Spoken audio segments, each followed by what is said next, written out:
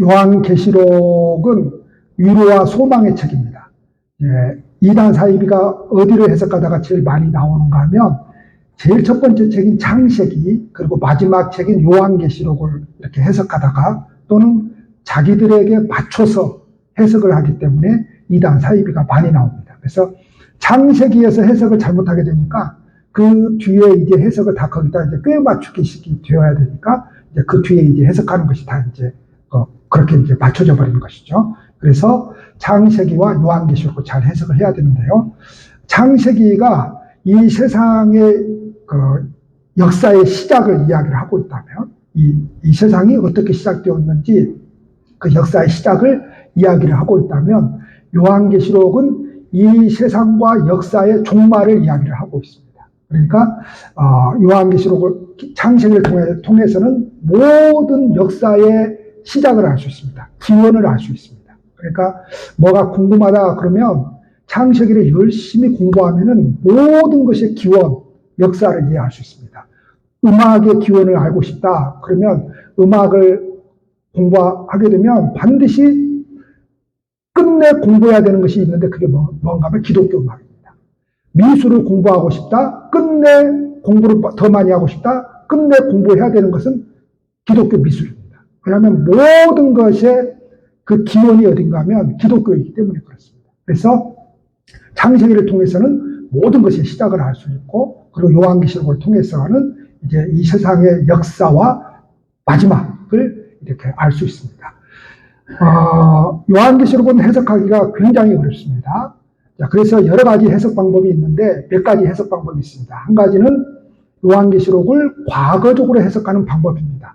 이 과거적 해석 방법은 요한계시록이라고 하는 말씀은 초대교회 1세기 때 주어진 것이기 때문에 이미 끝났다고 보는 겁니다. 그래서 이미 과거로서 끝났다 보는 해석이고, 그러나 이거는 정통적인 교회에서는 받아들이지 않습니다.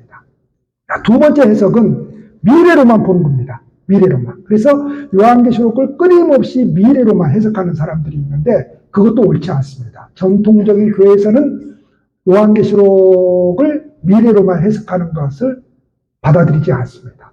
또 세 번째 해석 방법이 있는데 세 번째 해석 방법은 영적 해석 방법이 있습니다. 이 영적 해석 방법이라고 하는 것은 요한계시록뿐만이 아니라 특별히 요한계시록, 바로 이러한 말씀들은 이 세상의 역사에 일어나지 않는 일이라고 보는 겁니다.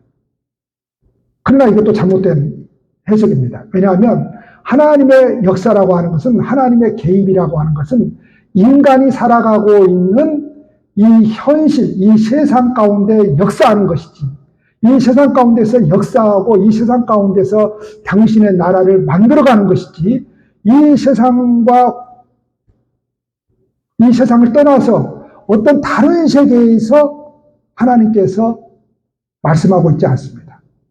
두 발을 딛고 살아가는 이 세상에 이야기를 하고 있는 것입니다. 그래서 영적 해석도 정통적인 교단에서는 받아들이지 않습니다.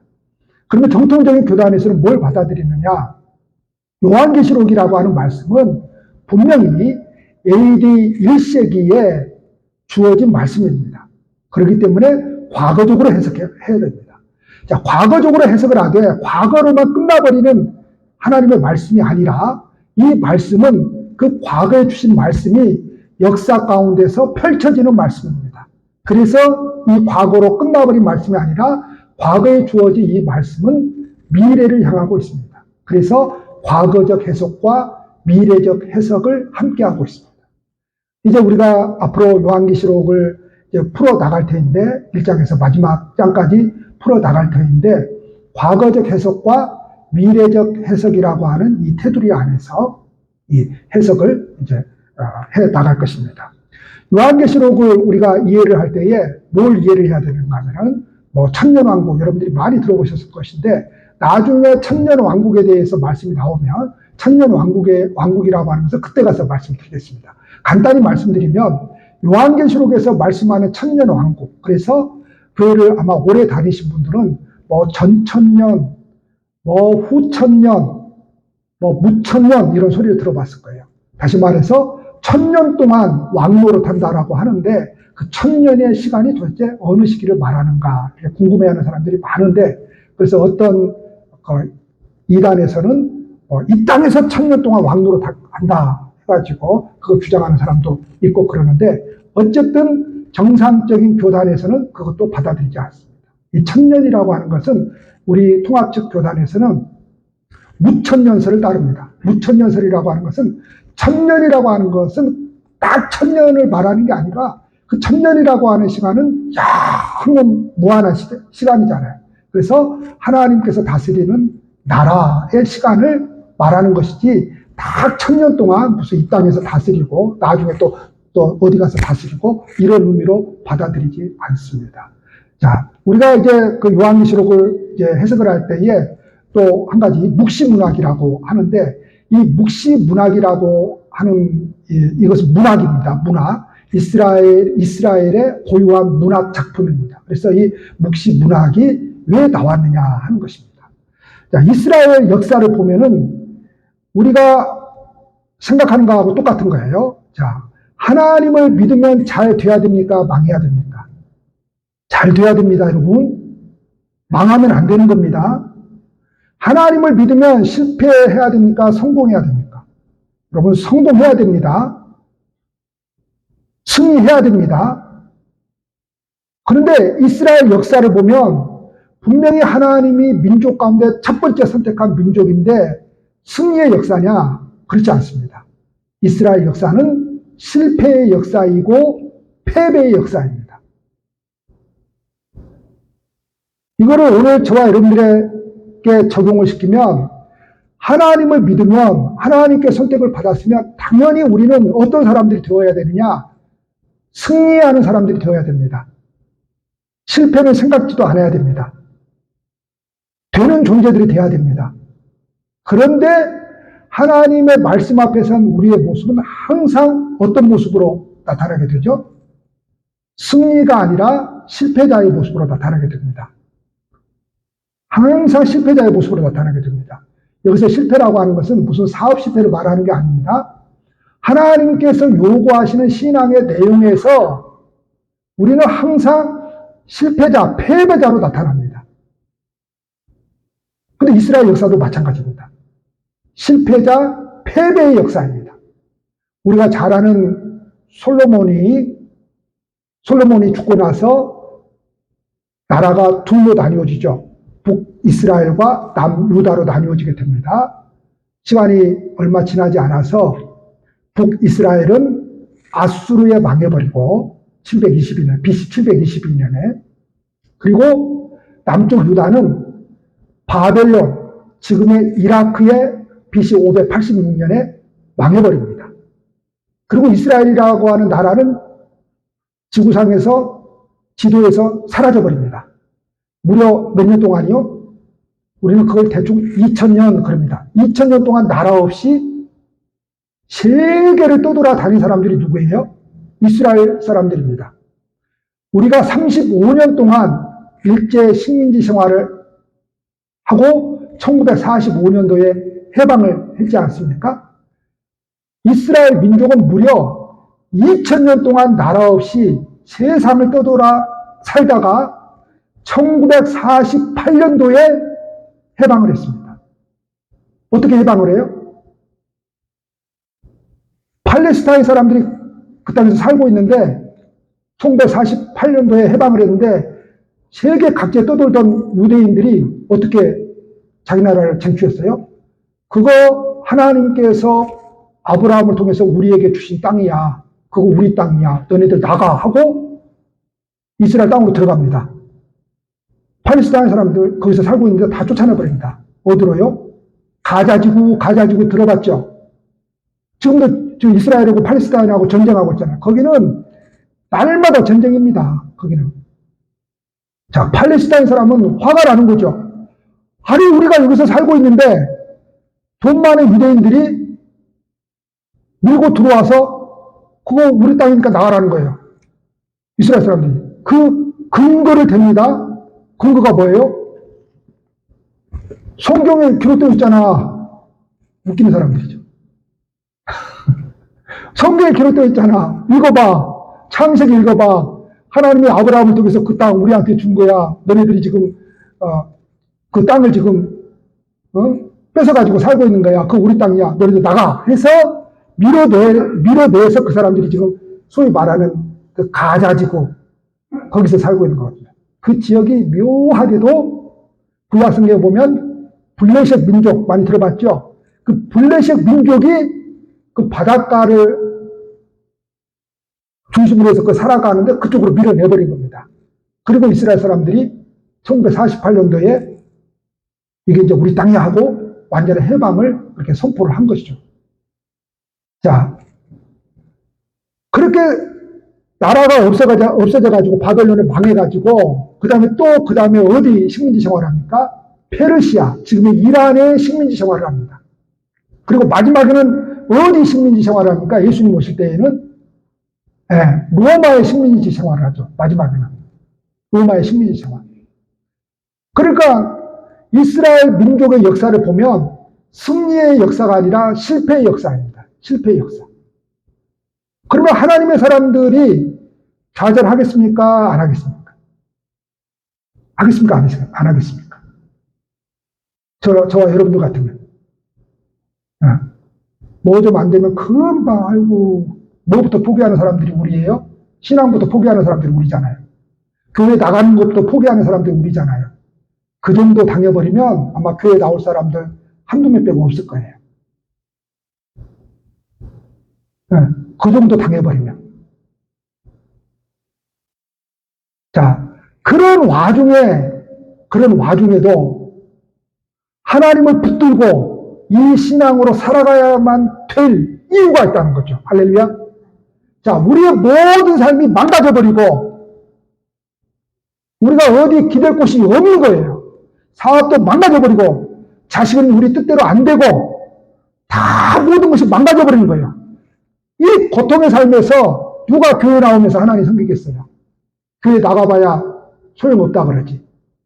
교회 나가봐야 사업도 안 되더라 그러지. 교회 나가봐야 뭐 자식이 뭐 안 되더라. 내 뜻대로 안 되더라 그러지. 교회 나가봐야 아무 소용없더라. 뭐 내가 병이 나와가지고 교회 가서 기도하면 뭐 한다던데 뭐 낫기는커녕 병만 더 생기더라.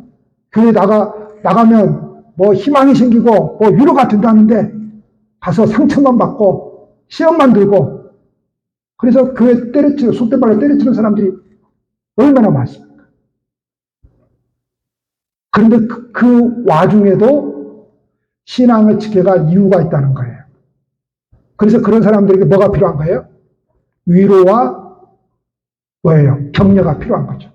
위로와 격려.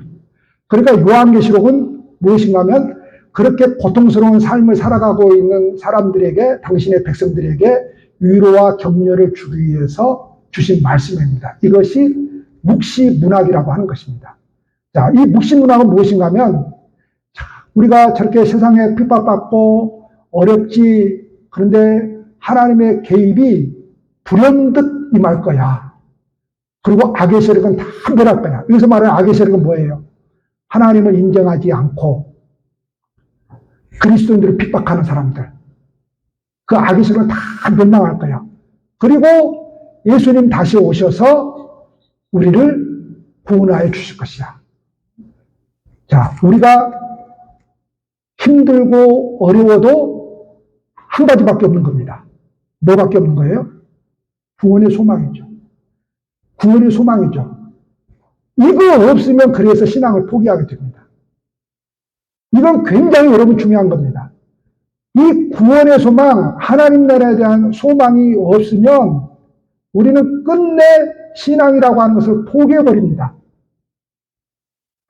이 세상 것을 우리가 원하는 대로 주어지는 것이 신앙이 아닙니다. 우리는 끊임없이 실패하고 저 이스라엘 민족의 역사처럼 끊임없이 패배합니다. 그 속에서 누가 신앙을 지켜갈 거예요? 바로 예수님의 다시 오심을 기다리는 사람들이 신앙을 지켜간다는 거예요. 그래서 힘들지만 예수님 다시 오실 것이야. 금방 오실 것이야. 그때의 악인들은 멸망할 것이고 그 고통 가운데 이 믿음을 지킨 사람들은 구원을 받을 거야. 이 말씀을 하고 있는 것이 요한계시록입니다. 자, 그런데 하나님께서 주신 이 말씀을 이 세상에 있는 언어로서 그대로 이야기해버리면 그때 당시에 로마가 그리스도인들을 핍박하는데 어떻게 되겠습니까? 잡아가서 감옥에 넣거나 사형을 시켜버립니다. 그러니까 요한계시록은 하나님을 믿지 않으면 알아들을 수 없는 언어로 이야기를 하고 있는 겁니다. 구체적으로 말을 하고 있지 않습니다. 왜냐? 구체적으로 말을 하면 로마의 황제가 가만히 두겠습니까, 여러분? 절대 가만히 두지 않습니다. 기독교인들을 더 핍박하고 기독교인들을 더 죽입니다. 그래서 난해한 표현들을 씁니다. 그래서 상징적인 언어를 많이 사용합니다. 상징적인 언어. 그래서 그 상징적인 언어를 이해를 못 해버리면 그 상징적인 언어를 내 방식대로 해석하다가 이단 사이비가 되는 겁니다. 그래서 하나님을 믿는 사람들도 그 믿음이 소위 말해서 충만한 사람들은 알아들을 수 있지만 그래도 못 알아들어요. 알아들을 수 있지만 하나님을 믿지 않는 사람들은 전혀 알아듣지 못하게 만들어 놔버렸습니다. 상징적인 언어로. 그래서 요한계시록을 묵시문학이다 이렇게 이야기를 합니다. 자, 1절에 보면 예수 그리스도의 계시라 이렇게 말씀하고 있어요. 예수 그리스도의 계시라고 하는 것은 요한계시록의 말씀은 다른 말씀도 다 마찬가지지만 특별히 요한계시록의 말씀은 인간의 언어가 아니다 이 소리입니다. 요한계시록의 말씀은 하나님의 언어이고 하나님의 말씀이다 이 말을 하는 것입니다. 자, 이 말씀을 듣는 사람들은 분명히 이 땅에 두 발을 딛고 살아가는 사람들입니다. 그러나 우리는 이 땅에 비록 두 발을 딛고 살아가지만 어디를 바라보고 살아가는 사람들이에요?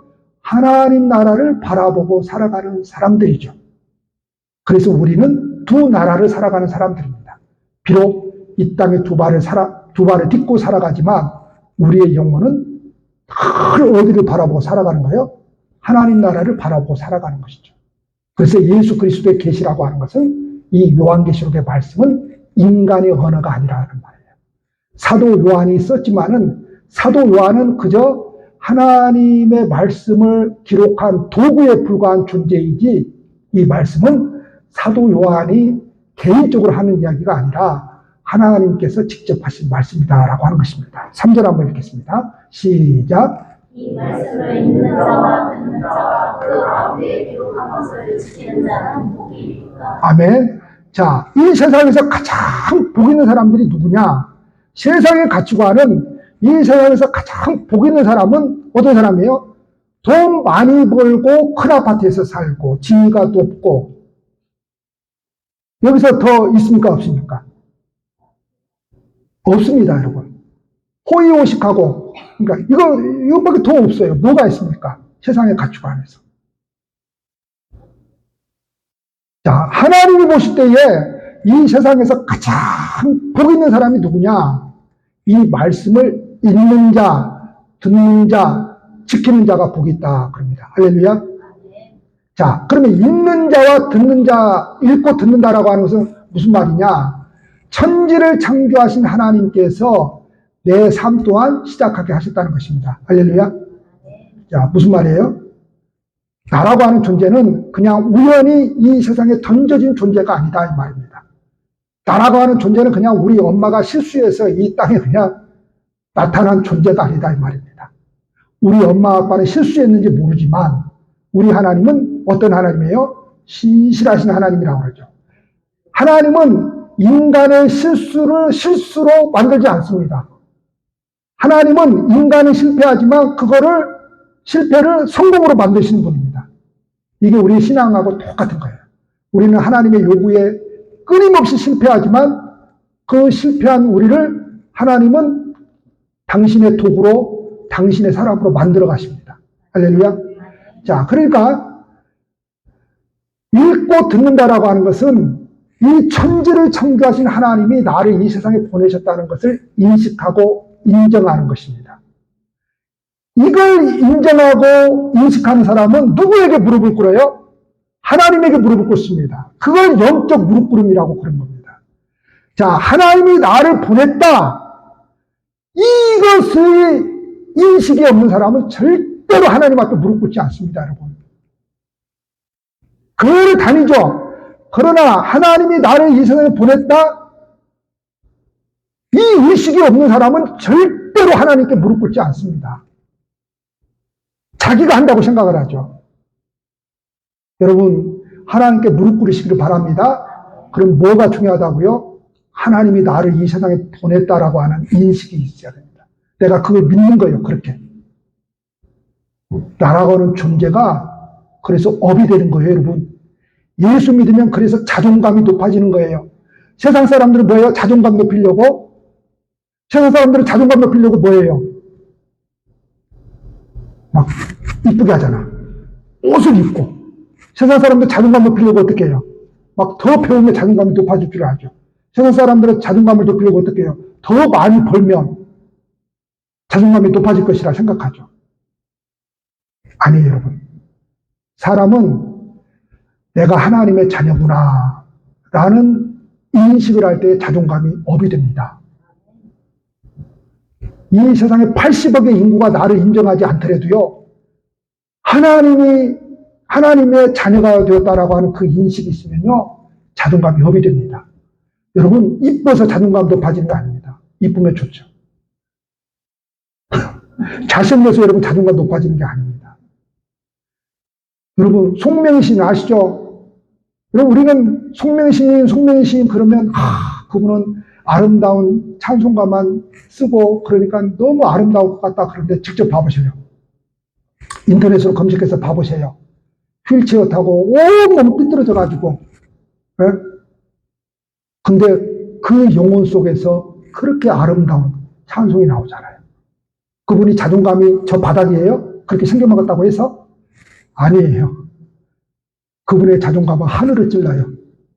그분의 자존감은. 여러분, 자존감 높이기 위해서 세상에 뭔가를 하는 게 아닙니다. 자존감을 높이려면요, 내가 하나님 자녀됨을 다 말씀으로 확인하는 거예요. 말씀으로 확인하려면 뭐하고 뭐 해야 돼요? 읽고 들어야죠. 읽지 않는데, 듣지 않는데, 내가 하나님의 자녀됨이 어떻게 되는 거예요? 희미해지는 거죠.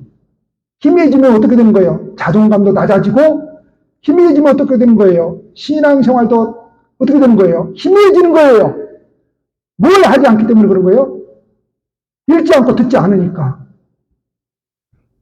그렇죠. 읽고 들어야 돼요. 그래야 하나님을 알게 되잖아요.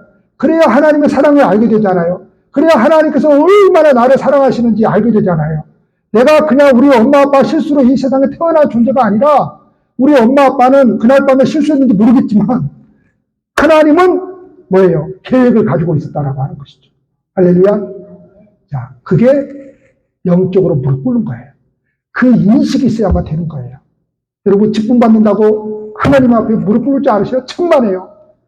내가 하나님의 자녀라고 하는 그 인식이 없으면은 하나님 앞에 무릎 꿇지 않습니다. 그래서 그 인식을 가져야 돼요. 그 인식을 갖는데 뭐 해야 된다고요? 읽고 들어야 돼요. 읽고 듣지 않으면 다 희미해집니다, 여러분. 다 희미해지는 거예요. 자, 그러면 말씀을 지킨다라고 하는 것은 뭐예요? 말씀을 지킨다라고 하는 것은 가장 복 있는 사람인데 어떤 규칙을 지킨다라고 하는 것이 아니에요. 어떤 율법의 조문을 하나씩 지킨다는 것이 아니에요. 말씀을 지킨다라고 하는 것은 나와 동행해 주시는 하나님께 내 삶을 얻는 것을 뜻해요. 내가 살아가는 것 같죠? 내 힘으로 신앙생활하는 것 같죠? 내 힘으로 하나님의 뭔가를 하는 것 같죠? 아니에요. 그냥 나라고 하는 존재는 그 나와 동행해 주시는 그 하나님께 내 삶을 얹어야 돼요.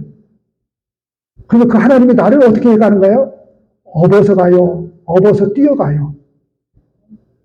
네. 자, 보세요.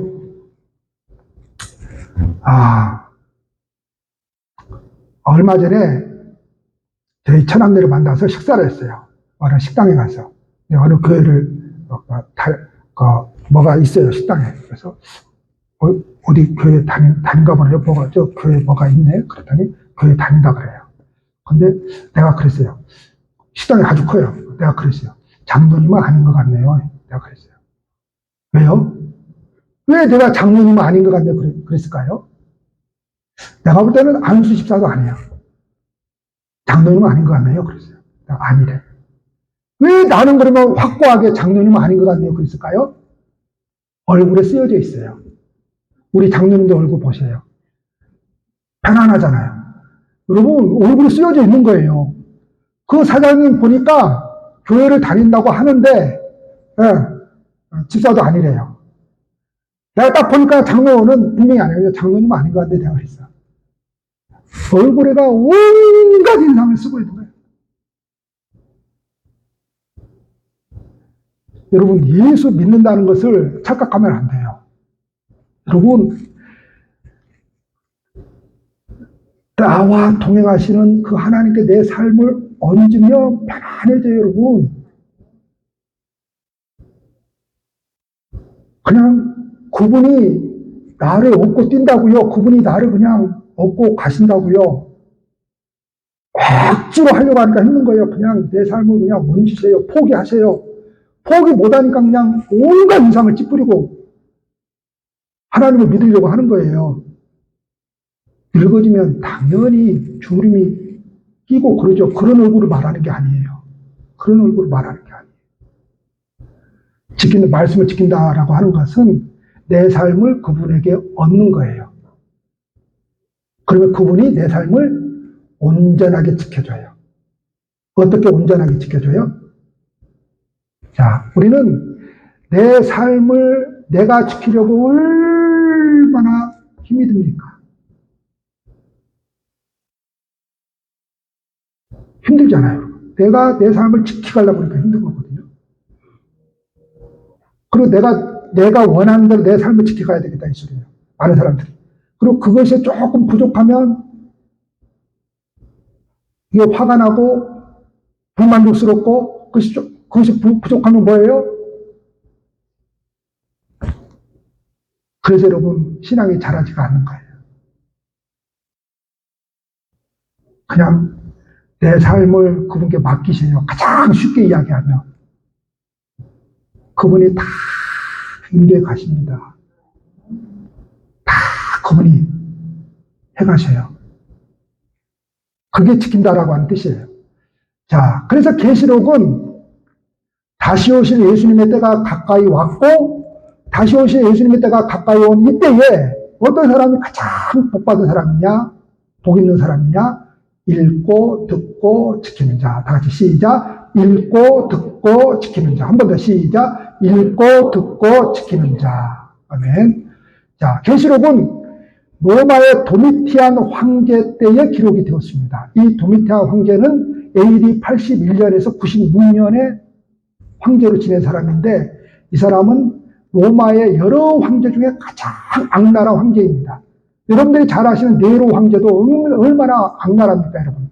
네로 황제는 기독교인들을 자기 생일 파티 때에 기독교인들을 모닥불로 삼아서 파티를 연 사람이 로마 황제입니다. 그런데 그 인간보다도 더 악랄한 사람이 도미티안 황제입니다. 자, 우리가 어떤 사람을 보고 저 사람은 바늘로 찔러도 피도 안 나올 사람, 피눈물도 없는 사람이야. 그러죠? 그런 사람 있죠?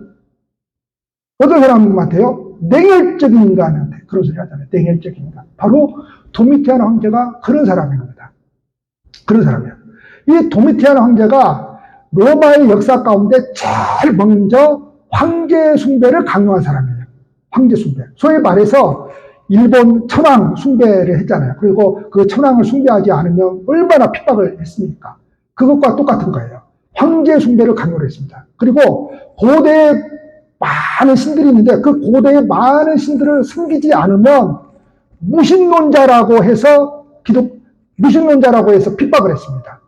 그러면 여러분, 기독교인들은 오직 유일하신 참 하나님만 섬기는 사람들이잖아요. 근데 이 황제가 고대의 여러 신들을 다 섬기라고 하는 거예요. 그러니까 우상숭배는 사실 뭡니까? 그냥 나한테 돈만 준다면, 나한테 복만 준다면, 나한테 건강만 준다면 그냥 이 신도가 섬겨, 저 신도 섬겨, 저 신도 섬겨 그러잖아요. 그게 우리나라에 있어요. 무슨 교요? 대순진리교. 대순진리교는 모든 종교를 짬뽕해 놨습니다. 대순진리교는. 그러니까 이럴 때는, 그러니까 대순 질리고 가면 이럴 때는 일신 찾고 저럴 때는 저신 찾고 요럴 때는 요신 찾고 그럴 때는 그신 찾고 그러면 돼요. 네. 모든 신들을 짬뽕해 놨어요. 바로 그 도미티안 황제가 고대 여러 신들을 섬기지 않으면 무신론자라고 해서 핍박을 했습니다. 기독교인들은 오직 유일하신 참 하나님만 섬기는 사람들이기 때문에 핍박했죠. 이 도미티안 황제가. 자, 이 도미티안 황제가 어떤 사람이냐? 자기를 갖다가 주라고 한 사람이에요. 그래서 로마의 황제를 가이사 그러죠. 그래서 예수님 시대에 예수님께서 오셔서 세금 문제로 다툴 때에 가이사의 것은 가이사에게, 하나님의 것은 하나님에게. 아멘. 다시 말해서 우리 대한민국 정부에 바칠 세금은 대한민국 정부에게, 하나님의 것은 누구에게? 하나님의 것, 하나님에게 드려야 되는 거예요. 하나님에게 드린다고 나는 우리 정부에 세금 낼 수 없어. 그러면 안 되는 거예요. 자, 우리가 공산주의에 살아도 마찬가지인 거예요. 공산주의에 살아도 공산주의 정부에 세금 내야 되는 거예요. 여러분, 민주주의가 하나님의 방법이라고 생각하면 안 됩니다. 하나님은 민주주의의 하나님이 아니에요. 하나님은 공산주의의 하나님이 아니에요. 하나님은 그런 정치적인 하나님이 아니에요. 하나님은 이 땅에 살고 있는 우리가 어떤 세력 앞에 살더라도 그 정부에 세금 내야 될 건 내야 되는 거예요. 그렇다고 하나님의 것을 또 안 내면 안 돼요. 그래서 가이사의 것은 가이사에게, 하나님의 것은 하나님에게 하는 거예요. 가이사는 로마의 황제를 뜻해요. 근데 그 도미티안이 가이사라고 그러면서 가이사는 곧 누구다? 주다. 이렇게 칭했어요. 그래서 자기를 신격화시킨 거예요. 자기를 섬겨야 되는 거예요. 자, 1세기 초대교인들은 가이사를 주로 삼을 것이냐, 예수 그리스도를 주로 삼을 것이냐, 날이면 날마다 양자택일을 하며 살아가야 됐습니다. 1세기에 초대교회 때 세례를 받는다라고 하는 의미는 모든 관직에서 쫓겨난다라고 하는 것을 의미합니다. 여러분, 예수 믿는다는데 여러분 모든 공직에서 쫓겨난다고 하면 여러분 예수 믿겠습니까? 그러나 초대교회 때는 세례를 받는다라고 하는 의미는 모든 공직에서 쫓겨남을 의미합니다. 여러분, 우리가 예수를 믿는다라고 하는 것은 이 세상의 것을 더 구하게 하기 위해서 믿는 게 아닙니다. 이 세상의 것이 내가 원하는 대로 채워지지 않더라도 내 자식들이 이 세상에서 내가 원하는 대로 되지 않더라도입니다. 모든 것을 잃을지라도 예수 그리스도를 이 의미로 세례를 받는 겁니다. 근데 황제가 내가 주야 이럽니다. 자, 우리가 하이틀러 그러잖아요. 그 독일에서. 그 하이틀러가 뭐예요? 그게 뭐예요? 구원자라고 하는 뜻이거든요. 구원자. 그러니까 히틀러가 구원자가 되는 거예요. 히틀러가 구원자가 되는 거예요. 히틀러가. 자, 그런 1세기의 사람들은 다 핍박과 살해 위협과 사형 선고와 함께 늘 두려움에 떨면서 불안한 나라를 살아갈 수밖에 없었습니다. 그런 그때의 그 사람들에게 뭐가 필요하다는 거예요? 바로 위로와 격려가 필요한 것이죠. 그래서 이 계시록의 말씀을 통해서 여러분들이 비록 저 세상의 압제에 고통당하고 고난당하고 어떤 사람들은 감옥살이라고 어떤 사람들은 붙잡혀서 장작불에 태워 죽여지고 사자의 밥이 되고 호랑이의 밥이 되고 어떤 사람들은 검투사들과 싸우게 만들어서 어떻게 우리가 검투사들이 이길 수 있겠어요? 검투사들에게 죽임을 당하고 그런 모든 고난을 겪고 살아가지만 뭐예요? 악은 곧 멸망할 것입니다. 세상은 곧 멸망할 것입니다. 그래서 악은 곧 멸망할 것이다. 세상은 곧 멸망할 것이다. 이 소리는 무슨 말인가 하면 그냥 요새 자꾸 러시아와 거기 전쟁하면서 3차 전쟁 이야기하는데 3차 전쟁이 터지면 이제 지구는 멸망을 할 것이다. 그런데 악이 멸망할 것이다. 세상이 멸망할 것이다. 라고 하는 것은 그런 의미가 아닙니다. 그런 의미가 아니라 바로 기독교인들을 핍박하고 예수님을 주로 고백하지 않는 그 사람들은 멸망하게 될 것이다 라고 하는 거예요. 그래서 여러분, 이 고통, 이 고난의 시간을 여러분들이 믿음으로 잘 이겨내면 하나님께서 다시 재림하셔서 악을 멸망시키시고 끝내 우리는 뭐하게 만드실 것이다 라고 하는 겁니까? 승리하게 만드실 것입니다. 그래서 계시록은 승리의 책입니다. 누가 승리하는 겁니까? 그리스도인들이 승리하는 것이죠. 그리스도인들이 마침내 하나님 나라를 들어가게 되는 것이죠. 다 같이 한번 읽겠습니다. 시작. 오늘 우리가 주님의 뜻을 받는 삶을 살고자 할 때 우리는 어떤 형태로는 무너져갈 수밖에 없어. 우리 그리스도인들의 눈물과 수고의 삶은 지금도 살아계신 주님으로에게 자비를 얻게 되며 이후 다시 오실 주님 안에서의 안식을 통해 충분한 보상을 받게 되어 있다. 그 사실에 대한 인식이 오늘 주님의 이름으로 당하는 고난을 묵묵히 이겨내게 하는 신앙의 동력이 된다. 우리가 믿는 그리스도이신 예수님은 죽음을 이기시고 살아나신 전능자이시다. 우리의 죽음까지도 영원한 생명의 문으로 바꿔놓으신 성자 하나님이시다. 그러기에 그 어떤 고난의 상황 가운데에서도 우리는 결코 낭망하거나 절망해서는 안 된다. 계시록 말씀을 통해 이미 위로와 소망의 메시지를 준비해 놓으신 그 주님께서 우리와 함께 하시기 때문이다. 예수님은 영원한 안식과 평안의 자리를 허락하시기 위해 반드시 다시 오실 것이다. 우리 서로 이 사실을 날마다 기억하며 믿음으로 살아가자. 아멘. 우리 서로 인사하십시다. 어떻게 인사하고 싶습니까? 오늘 계시록 이 말씀을 듣고 옆 사람에게 해주고 싶은 말로 인사를 한번 해보십시오. 시작.